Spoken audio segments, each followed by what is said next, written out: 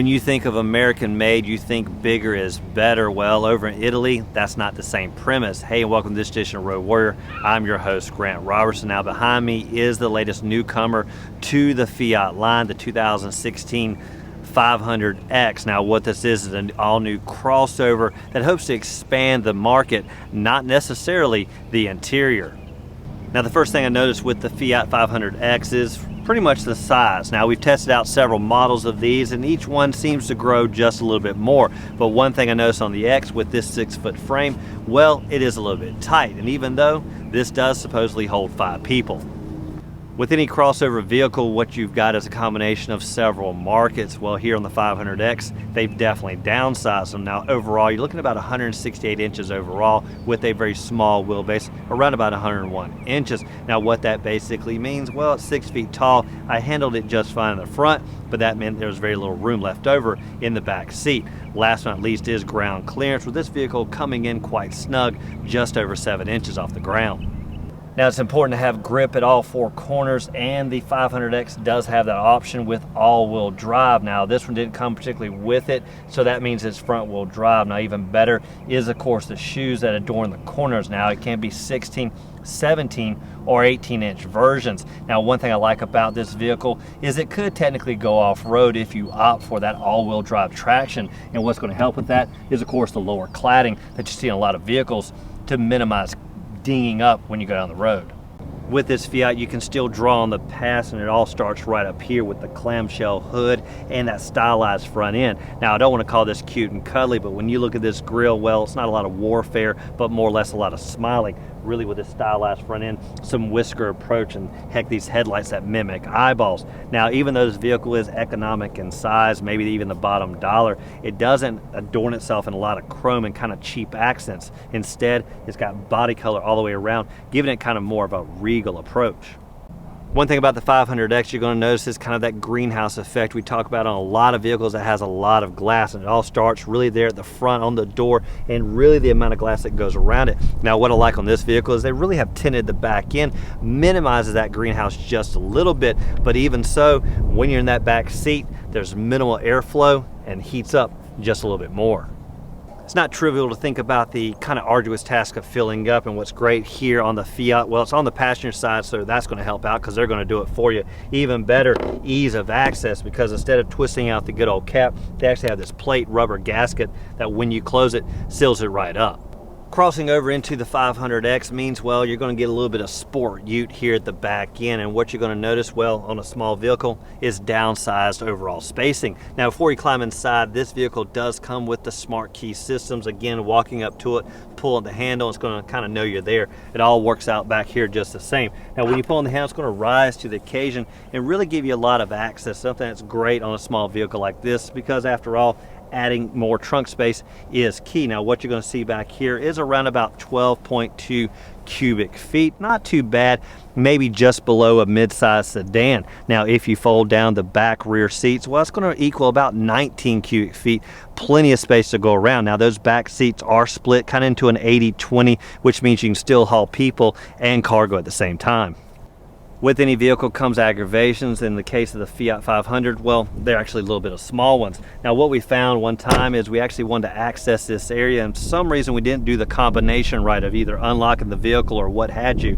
We actually accessed it, opened it up, ended up closing it, heard the vehicle honk, popped the rear hatch. We closed it, popped it again. We did this for about 5 minutes when we finally just decided to climb back inside the vehicle, unlock it, relock it, and solve the world. But that was one small aggravation. Now this vehicle has a lot of kind of little puns, the big and little of it. And where the big is in the little fixtures, like the rear tail light, the big wheels, and even that kind of front stylized that has big oversized headlights just the same. Sweep around to the back, you'll see that same body color wrapping all the way around. Again, a little bit of rubber cladding for protection. Now one thing we got to talk about is safety. Even as small as this vehicle is, it can squeeze into the tight spot, and what helps with that is a backup camera and backup sensors, really giving that bird's eye view, because after all, this glass isn't the biggest and maybe just a little bit of blind spot built in.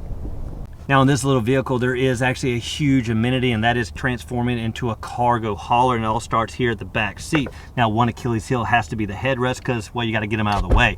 Now once you do that, you can tumble these seat backs down with ease with this handle right here. Simply pull, and it's going to flip these forward. Now it's going to transform this into one flat cargo area. Now you can either leave one up, have room for cargo, or pretty much lay them all flat. Now once you do that, you're going to transform this into about 20 cubic feet of space.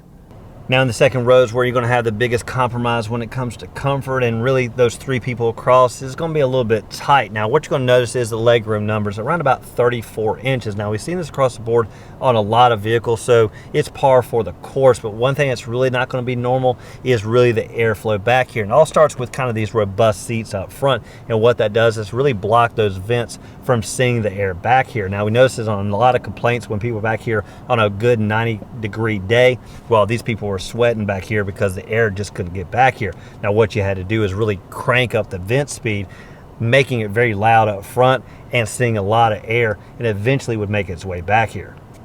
Now one big area has to be the legroom numbers up front, easily going over about 41 inches. Now what's great about that is you can kind of crank this seat up and down, which gives you a little bit more vertical lift, because after all, this is kind of a cathedral-like feel, so plenty of headroom to go around.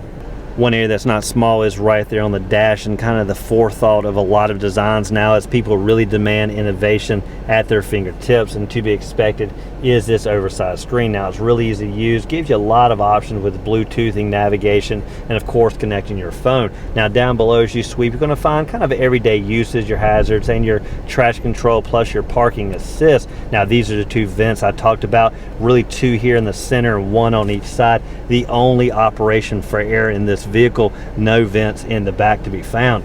Now as you sweep down, the infamous climate controls, there's only going to be 3 options really: the fan speed, temperature select, and of course the mode as well. Now if you do want connectivity, you're going to find that down below with the auxiliary jack input, a USB connection, and of course a power supply tucked down really low in this little niche.